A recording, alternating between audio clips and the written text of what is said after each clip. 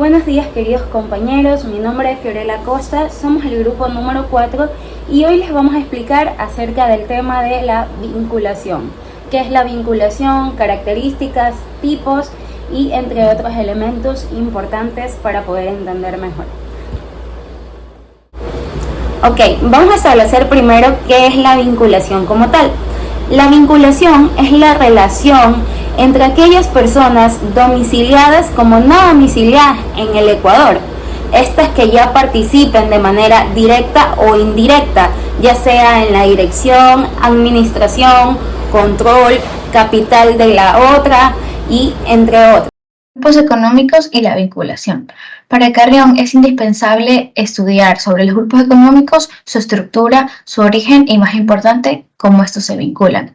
Porque para él existe un sistema de relaciones familiares en cuanto a la propiedad que nos demuestra la existencia de capitalistas, industriales, financieros y comerciantes totalmente ligados entre sí.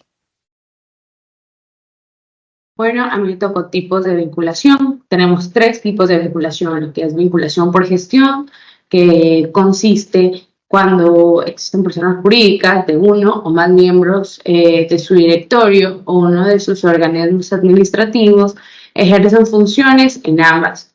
También cuando una persona natural, miembros del directorio o de los organismos administrativos de una de las personas jurídicas, hayan también ejercido alguno de tales cargos en alguna oportunidad o durante el último año, o tiene directa o indirectamente una participación representativa en el capital social de la otra persona jurídica. También cuando un pariente de los miembros del directorio o uno de los miembros del organismo administrativo es miembro del directorio de los organismos administrativos de la otra. Tenemos la segunda, que es vinculación por presunción, que consiste cuando exista un proveedor o cliente importante.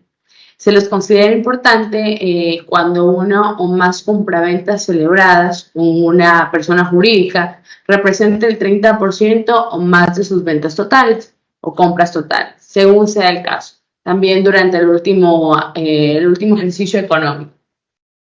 También cuando una misma garantía respalde las obligaciones de 2 o más personas, cuando más del 50% de las obligaciones de una persona jurídica se garantiza por otra persona jurídica y esta última no pertenezca al sistema financiero, o cuando más del 50% de las obligaciones de una persona jurídica sea a creencias de otra persona jurídica y esta última no sea empresa del sistema financiero. Por último, tenemos la vinculación por propiedad, en la cual una persona natural o jurídica tiene indirecta o indirectamente una participación representativa en el capital social o en el patrimonio de otra persona jurídica. También cuando un pariente de uno de los accionistas o, socios de una de las personas jurídicas tiene participación representativa directa o indirectamente en el capital social de otra persona jurídica. Gracias. Control de una sociedad. Para entender este concepto hay que entender previamente qué es el acuerdo de actuación conjunta y qué es la influencia significativa. El acuerdo de actuación conjunta es cuando entre 2 o más partes existe una convención, sea esta tácita o expresa. Y para la influencia significativa es la capacidad que se tiene de influir en decisiones administrativas, operacionales, financieras y políticas de una persona jurídica, lo que nos lleva al control de una sociedad. Se tiene control de una sociedad cuando una persona de por sí o en unión a otra, mediante ese acuerdo de actuación conjunta, son capaces, tienen el poder de influir de forma determinante sobre una sociedad. Como por ejemplo, ser capaces de asegurar el voto de la mayoría de una junta de accionistas al decidir administradores. Como ya hemos analizado el concepto de vinculación y sus tipos, ahora es necesario hablar sobre su importancia.